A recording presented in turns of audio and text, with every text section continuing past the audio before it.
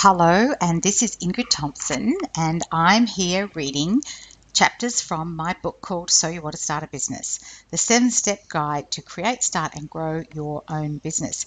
And I just wanted to let you know that I've had a look at Amazon, and I just want to thank everybody who has bought copies of the book, because what we know is that people love to listen, and then because this is such a practical activities-based book, people actually want to be able to read the book as well and have it in front of them and do the activities together with the audio.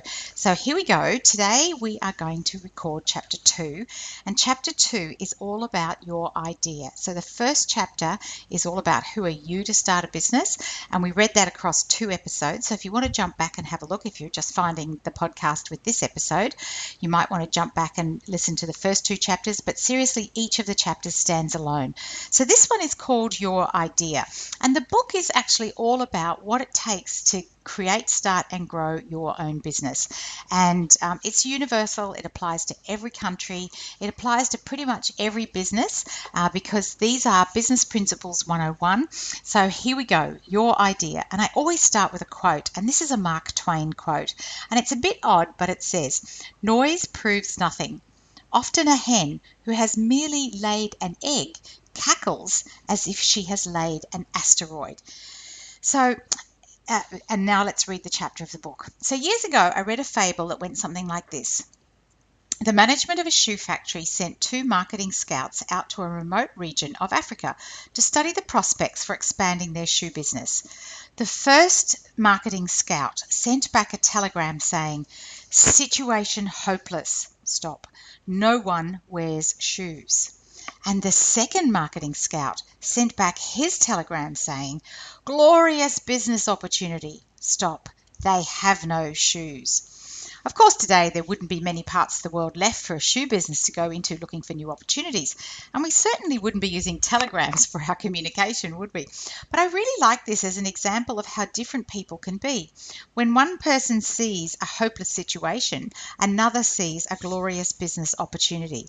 So this fable still rings true today, and never more so than when we consider people's different ideas for starting a business. The secret to business success is being able to recognize where there is an opportunity to offer to the market something that, 1, provides a valuable solution to a need that people have through a product or service, and 2, people are prepared to pay money for it. Being a success in business is really as simple as this.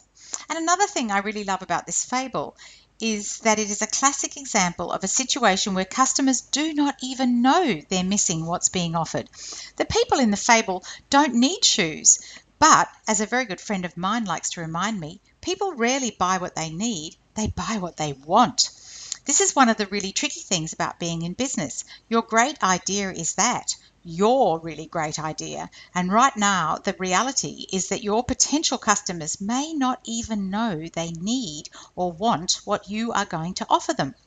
Being a successful business is all about helping your potential clients understand that what you offer is something they value enough to reach into their pockets, take out their wallets, and pay you money.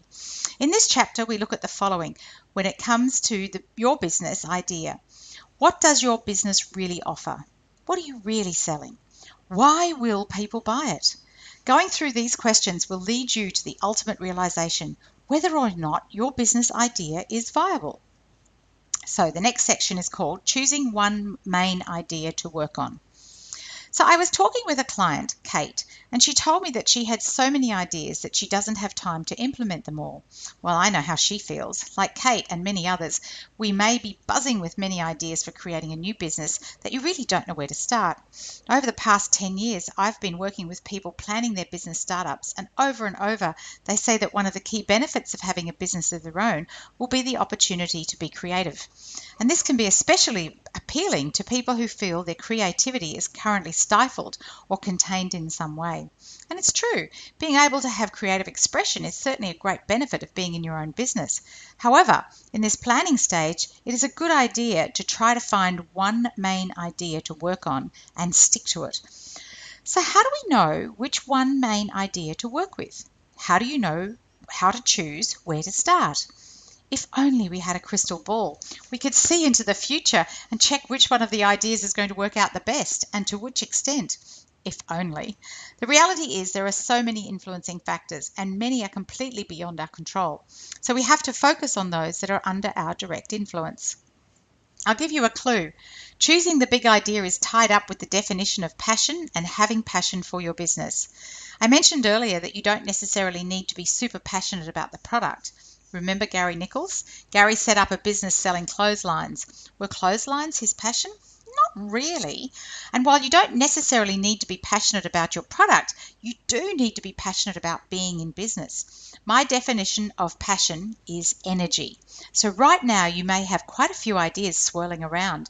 Maybe you've written a few in your journal or on sticky notes on your computer or your bathroom or bedroom window mirror. Which idea out of this list do you have the most passion for, the most energy? So we're going to have an activity now. And this activity is called Great Ideas. So take a new page in your notebook and title it Great Ideas. So list out as many ideas as you can think of. Now look at the list and here's some 3 questions for you to consider. Which ones do you feel really passionate about?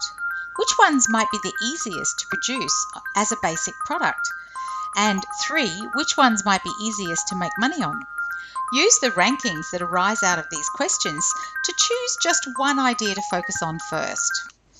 Okay, so the next section looks at ways to assess this great idea. And it's called, Do you solve a real problem with your business idea? People don't buy products, they buy solutions to their problems. The problem always comes first, and the product or service always comes second. So right now, you've got your great idea, the first one that we're going to get working on. And the key thing now is for you to figure out what problem it solves. Let me be really clear here. There are almost no products or services that are purely about creating joy, pleasure, or beauty. When we actually drill down, almost every single one of the products that you could identify are solving a problem of sadness or pain or ugliness, respectively. Let's take a look at an example, obvious and tangible problem-seeking solution. It's worth noting that every problem has multiple solutions, and in fact, every solution potentially solves multiple problems. So let's start with a problem, I'm hungry. Possible solutions, buy food or drink, or stay hungry. Of course, this then leads to a myriad of choices under buy food. I can buy ingredients and make something. I can buy something quick or tasty or healthy or expensive. The possibilities become endless. I was at a startup meeting a couple of years ago, and one of the speakers was Steve Baxter. At the time, he had just set up a tech startup lab in Brisbane called Riverside Labs. This is the same Steve who is one of the sharks on Australia's version of Shark Tank. And since writing this book, Riverside Labs has been put up for sale. Steve told a story about a man who had created a product specifically to save the unused piece of cucumber when someone makes a salad. This man had spent a lot of time and energy inventing a small device that stored the unused portion of the cucumber. His idea was to save it from going soft and keep it fresh for future use. The inventor had developed a prototype, made modifications to the point where he could keep cucumbers fresh for almost 7 days after they had first been cut for use. This is a true story, 7 days worth of fresh cucumber. So the inventor was about to mortgage his house in order to have thousands of these cucumber savers made for world distribution. He was commissioning a company to create his online store when he met Steve Baxter, just by chance, and told him all about his plans. So Steve asked him, "Does anybody want your cucumber saver?" "Oh," he said, "everyone will want one when they find out how fantastic they are." Steve replied, "That very well may be the case, but do you know that they want one? What evidence do you have that they will want your cucumber savers?" This is the critical question. What evidence do you have? Solving problems is at the core of every business. Solving problems for people who will pay for your solution is what will make your business a success.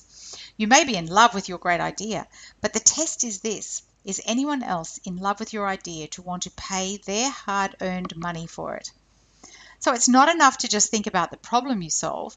The great idea needs to solve a problem for people who, 1, know they have a problem.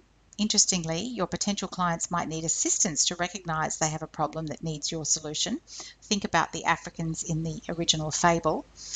They realize that your solution is in fact the answer to their problem. And here they'll definitely need to know why they should pick your solution rather than anybody else's. And 3, they are prepared to pay your price for your solution. There's a movie called Joy, and it demonstrates all 3 of these points. So Joy Mangano had potential customers. They didn't realize that there was a problem with their existing mops. She showed them their problem and then she solved it for them with her miracle mop. She then offered it at a price they could afford. And I honestly highly recommend, if you haven't watched this movie and you're thinking about starting a business or you're in your early days, this movie called Joy is actually a fantastic movie about business and about this idea of helping somebody see a problem that perhaps they don't even know they have and then showing how you solve it for them. So how will you know if your idea does this? Research, testing, asking your potential clients. This is all part of this planning. Getting this right is one of the critical aspects of business. You don't want to be the next cucumber saver man, do you? So my next section of this book covers how best to go about using this concept of the minimum viable product, the MVP. Is your idea simple to develop? So some business ideas will be easier than others to take to market. If you are a photographer working in a company taking photos every day and you decide that you'd like to start your own photography business, you already have the skills, the knowledge and the expertise to take photos. If you are a chef working in a restaurant and you have an idea for your own restaurant or cafe, you too have skills, knowledge and expertise to do the activities necessary to run the food side of a restaurant or cafe. And if you're building a business based on what you already know and what you already do, then you may find it relatively simple to create your product or service offering. Elise Tran was working as a young lawyer and looking for a stylish compendium for her papers. She couldn't find one at a price and a quality that she was looking for, so she designed her own. This was in mid-2014. She and her business partner, Yana Liu, launched a small collection in 3 colors, which sold out in 3 days via Instagram. Her company, TDE, now offers multiple products and at the time of printing reported sales of $15 million. Alice and Tanya didn't start with a full range of products. However, they did create a minimum viable product as their first offer to market. So this concept of minimum viable product comes from the Lean Startup methodology by Eric Ries. That's a book that he created in 2011. The methodology aims to shorten product development cycles. Lean manufacturing has its beginnings in efforts to streamline production processes as far back as 1906, when Henry Ford. It developed further in the 1950s in Japan, and in the 1990s was embodied by Motorola's Six Sigma tools for process improvement. I was fortunate enough in the 1990s to actually be trained by Motorola in Six Sigma, and it's really a fantastic way of thinking about how we go about creating simple, lean methodologies. So the Lean Startup methodology asserts that lean has nothing to do with how much money a company raises. Rather, it has everything to do with assessing the specific demands of consumers and how to meet that demand using the least amount of resources possible. The minimum viable product is generally used to assist tech startups and refers to developing your product with only the core features needed for it to be developed into the potential market. Basically, using an MVP means you don't have to launch your full offering with all the bells and whistles. You probably need less to start off with than you think you do. An MVP is a product or service with just enough features so it represents the product for research purposes. So if we go back and take the compendium example with Elise Tran, it was fully representative compendium in only 3 basic colors. This is a form of beta testing. You take an MVP to market to ensure that there is in fact a market demand. One of the key premises of Lean Startup is the continual learning loop, and I believe this can be applied to any idea for any new business. Think back to the man inventing the device to save the cucumbers. If he had gone to market with a basic prototype and asked if anybody wanted his product, he might have saved a lot of time and energy. He may well have developed something even better and more useful. Developing an MVP avoids creating or building products that no one wants and saves wasted resources and energy. Every business needs to create a beta model of their offering, take it to their potential customers, and get feedback early and often. Use the feedback to make changes and to modify the product or service. Then take that back to market. Ask again and test and learn. This is a continuous process. Let's take our photographer for example.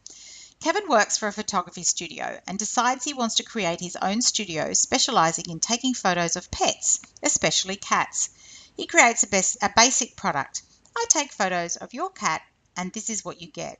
And he heads to the marketplace to test if there is a demand. Based on the feedback he receives, he is then able to modify his product. I believe Facebook is a great real-world example of this process. Mark Zuckerberg knew that he wanted to create an online social community, and he started with college students, taking the learnings to modify the initial product. Testing an MVP will particularly help people who want to start a business in an area that they haven't actually worked in before. I have one client who wants to start a flower shop. What she is doing currently is about as far from selling flowers as you can get.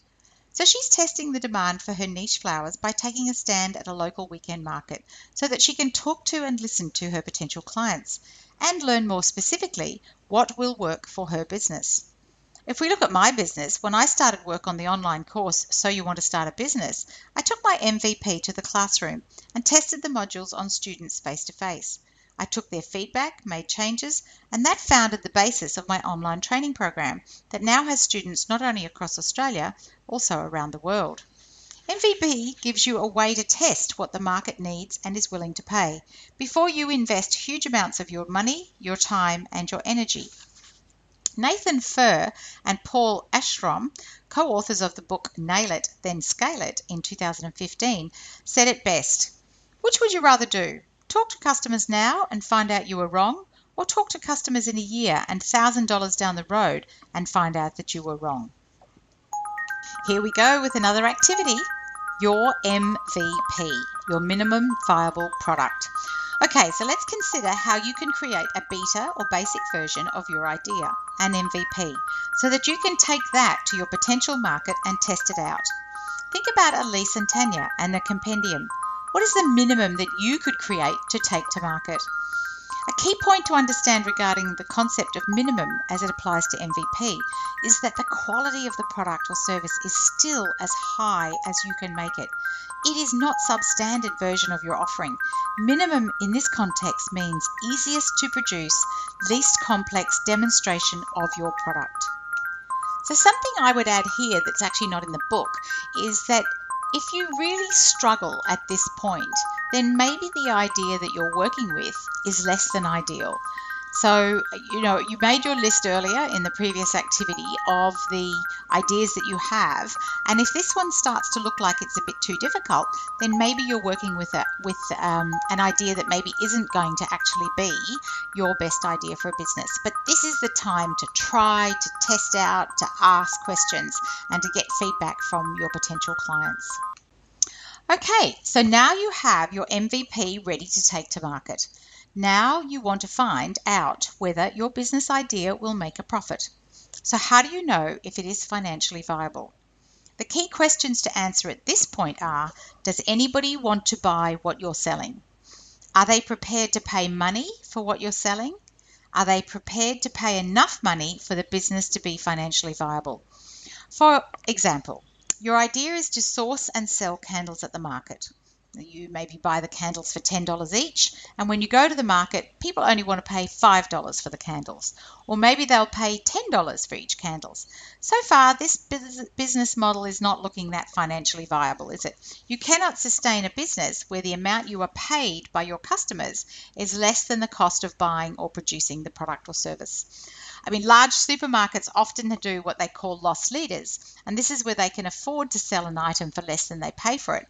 And what they do is that this attracts customers into the supermarket, and as we all know, once we're there, when do we ever just buy that one thing? We're always going to buy more than what we plan to. So this is the reason for the loss leader. However, most small businesses can't really afford a loss leader style financial model. So if you're buying candles for $10, you need to know that when you go to the markets, they will be sold for more than $10. And it's also, you need to do more than just ask the question and trust that people are telling you the truth. One of the interesting things about human behavior and intention is that what we intend to do can be quite different to what we actually do. So I met Peter Alexander when I was running my business Pleasurewear by Ingrid Louise.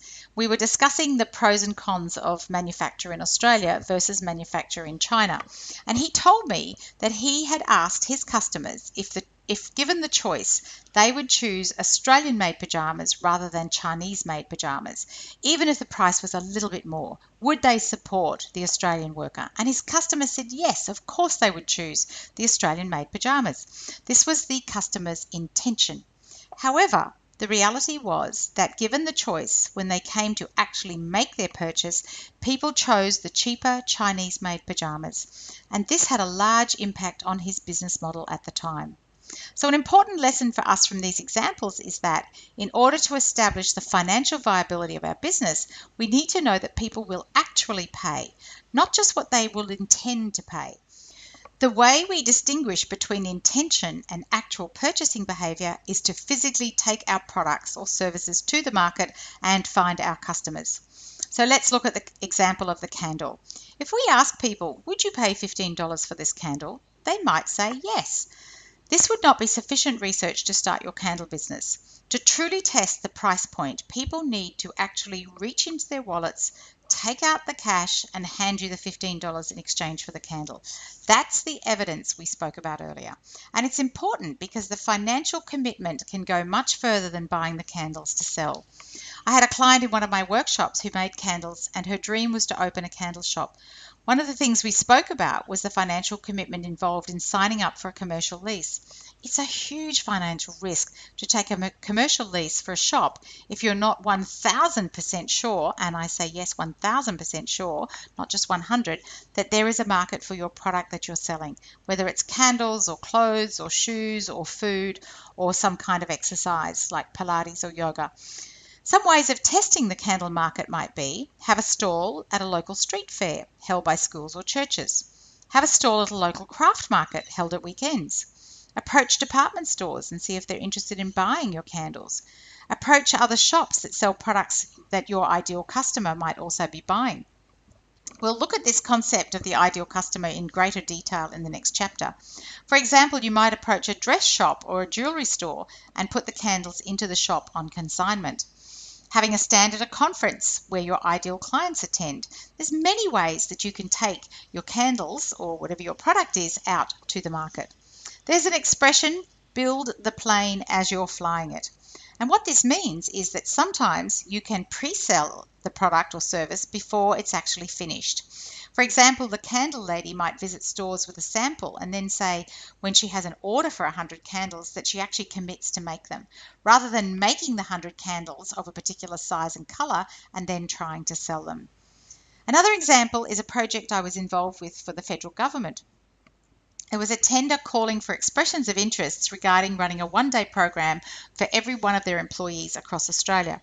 The company that won the tender put together the proposal knowing they would need to recruit a certain number of facilitators and trainers, and that they would also need to put together the actual one-day program. It was only when they actually won the tender that they went into the detail of recruitment and instructional design. Okay, so now we have another activity, and it's called testing viability. So it's over to you now. Think about your business idea. Make a list of the places where you can start testing the market to see if there are people willing to pay the price, as in the candle example. Actually ask people to buy your MVP or pre-order your products or services. This is how you will decide whether your idea is financially viable. One of my clients makes beautiful scarves. If you go to her website, www.sophierobertson.com, and when she very first started her business, she took examples of her scarves into her workplace. They sold like hotcakes. This helped her understand which scarves the market wanted and what were people prepared to pay. If you'd like to hear an interview with Sophie telling her story about her scarves, it's episode number 10 of this podcast. if you want to go back to episode number 10 and listen. And since recording that interview, in fact, very recently, Sophie has signed up some of the international resorts to have scarves in their shops and as part of their product line. Pretty exciting for Sophie. All started some years ago with a minimum viable product that she took into her workplace. In the next section, we're going to look at who else has the same idea. Who is your competition and how can they help you? And that's where we're going to leave chapter 2 for now. We're going to come back and look at the competition in a different episode. So I trust you've found this part helpful. There's some fantastic activities for you to do. If you need some help, email me straight away, ingrid@healthynumbers.com.au. If you want to grab a copy of the book, it's available on Amazon, it's on Booktopia, Book Depository, wherever you buy your books online. You can buy the Kindle version. You can jump over to my website, healthynumbers.com.au. You can buy a copy of the book there. You can also buy the downloadable e-copy for anybody that's in Australia. I postage to Australia. So this book is to help you create, start, and grow your own business. So you've got some activities to do from this one. If you need any help, if you want any activity sheets, email me again, ingrid@healthynumbers.com.au, and I look forward to seeing you in the next episode.